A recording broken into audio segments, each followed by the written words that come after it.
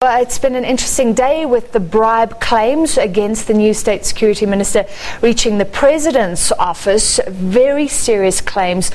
Just how deep is the hole? How much trouble is he in? Francis, good evening. I would imagine that the minister is in a whole heap of trouble because what he's essentially accused of is trying literally to bribe a committee of parliament.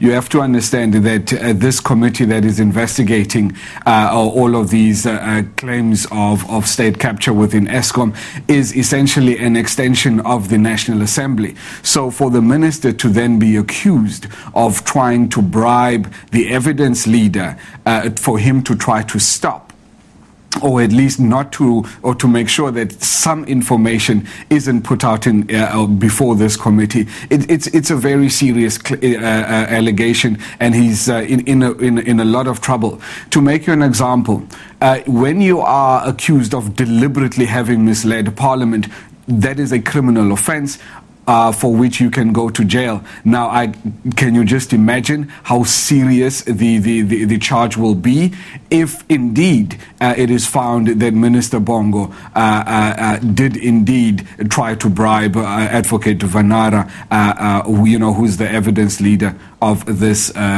inquiry into state capture that's taking place at Eskom. And the most extraordinary thing is that he hasn't denied the bribe claim at all.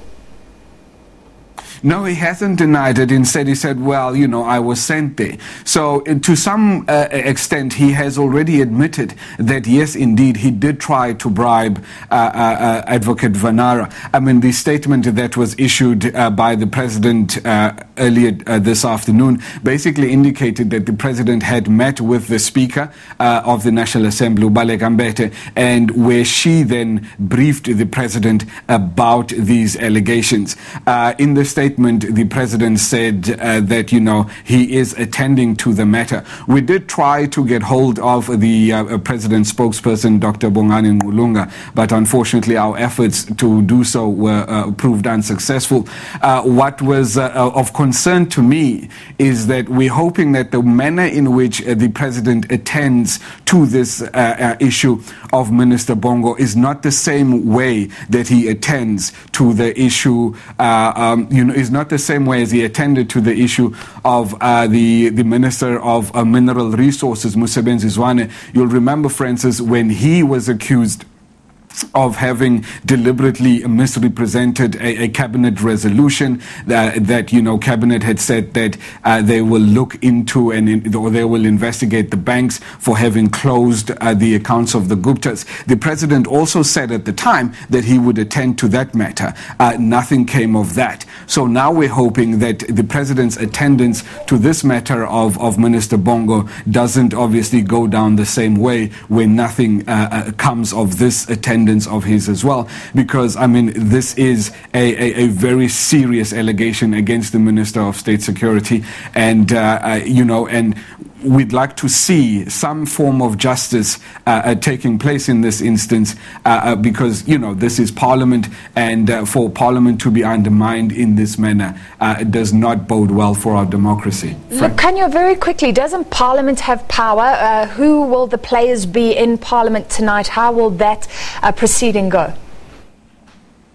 Well, what's happening in the National Assembly today is essentially a debate, and I think the debate comes at a time when Parliament, in particular the National Assembly, is seized with the matter of state capture. As we've just been talking, the Portfolio Committee on Public Enterprises is busy looking into allegations of state capture that's taking place at Eskom. And then there was also a resolution by the Standing Committee on Public Accounts, or SCOPA, today that basically resolved to have a pre-investigation as to whether or not the allegations of state capture within Transnet deserve either an ad hoc committee that will look specifically into those allegations, or whether or not SCOPA themselves, the MPs that sit on SCOPA, whether they themselves will have the capacity and the time to look into allegations of state capture capture that's currently